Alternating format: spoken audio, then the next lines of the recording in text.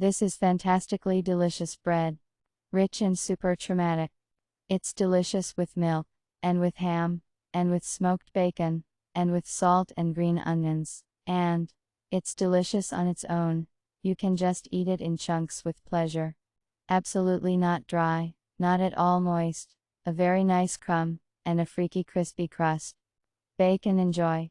I prefer to knead bread with a bread maker. Especially rye, it is always a little sticky, and it is more difficult to knead it with your hands. Mix the sifted flour of 3 types, bread crumbs and rye bran. Measure warm water into a mug and dissolve coffee, honey and cocoa in it. Put the products in the bread maker bucket, according to the instructions for your model. Add oil, spices and sunflower seeds. Last of all, add the yeast, and pour in the kvass. Turn on the dough kneading. Let the dough come up twice, and turn the kneading on again for a few minutes, to settle the dough, and allow it to rise again. Knead the dough that has come up slightly, and form a loaf or loaf. I prefer to bake round bread.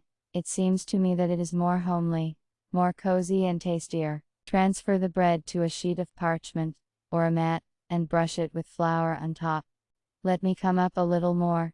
Then, with a very sharp knife or razor, make several incisions. An attempt to make a pattern looks more interesting.